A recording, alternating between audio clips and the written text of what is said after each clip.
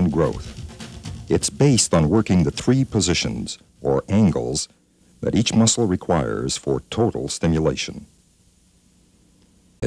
In the POF, biceps routine, is the incline dumbbell curl. With this movement, you get complete biceps stretch because your upper arm is straight down and back behind the plane of your torso.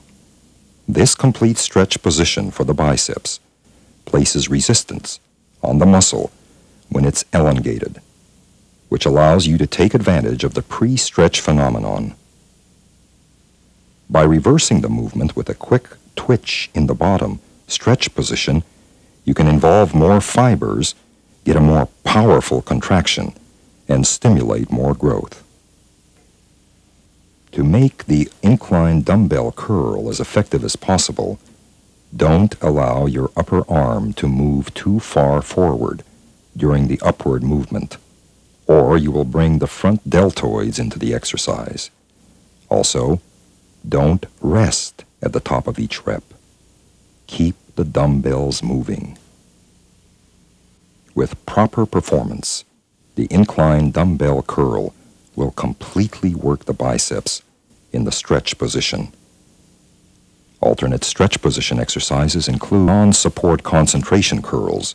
This exercise will get you as close as possible to the completely contracted position. Here, you want to keep your torso slightly below parallel with the floor. Remember, you're trying to get as close to the completely contracted position as you can. Also, notice that at the top of this movement, you have to fight to hold the weight. The resistance doesn't fall off as in the barbell curl. This allows you to finish off the biceps with an intense peak contraction. To get the most out of this exercise, don't allow the upper arm to move from side to side. Keep it stationary. Also, don't do this exercise in a piston-like manner as you did the other 2 exercises. You want to take advantage of the peak contraction effect, so pause at the top of each rep and flex the biceps hard for a count of 2. Remember, you only use this pause and flex when there is resistance in the contracted position.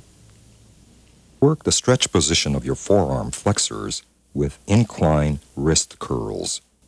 By raising the end of a flat bench and doing your wrist curls with your forearms on the bench and keeping the angle at your elbow greater than 90 degrees, you can achieve an effective stretch in the flexors.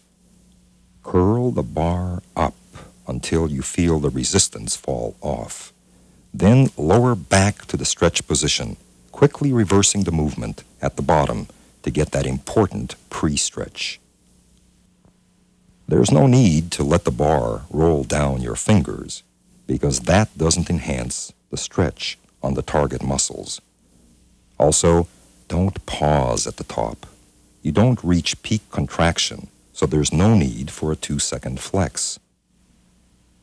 Keep the bar moving in a rhythmic cadence, and don't forget about pre-stretch. You want to involve as many fibers as possible. Alternate exercises include hammer curls. Do these sitting on the end of a bench for a stricter movement. To work the extensor's stretch position, do incline reverse wrist curls off the end of a raised bench. This will completely stretch these muscles. You will feel a strong pull on the flexors in the bottom position, but don't pause. Once you hit bottom, quickly reverse the movement. To get the most from this exercise, don't let your forearms come up off the bench. Maintain an angle at your elbows that is greater than 90 degrees. Don't pause at the top. And don't forget about pre-stretch at the bottom of each rep. Calf size helps balance well-developed quads and adds to a bodybuilder's symmetry. Big calves also give the legs a fuller appearance, creating that sought-after, powerful pillar effect. Once again, to get this type of awe-inspiring development, You must work your calves from their 3 positions of flexion. You achieve the calves' mid-range position when you curl your lower leg up with your toes pointed. The calves and hamstrings work together to power the weight up.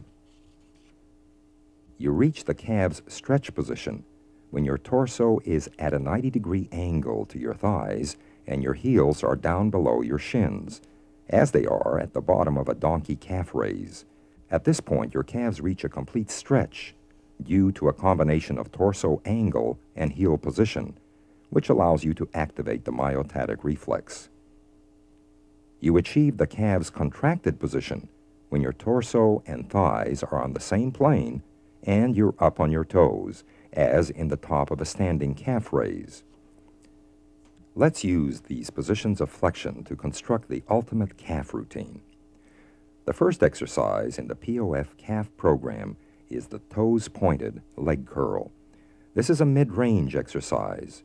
Notice how the calves engage as you curl the weight up. The toes pointed style allows this to happen. To get the most from this mid-range position exercise, keep your toes pointed throughout the exercise. Also, there's no need to pause at the top or bottom of this movement. Remember, this is a mid-range calf exercise. Frequency of effort in the gym is the key to maximum muscle growth in a much shorter time frame. Let's analyze the deltoid and chest muscles and go through a complete POF workout for each of these muscle groups to help further explain this exciting mass-building method. Muscle building program. You should first divide the chest into 2 sections, the upper chest and the lower chest, as these areas tend to function somewhat separately due to the pectoral muscle's multiple points of insertion along the breastbone. Let's take the upper chest first and analyze its 3 positions of flexion.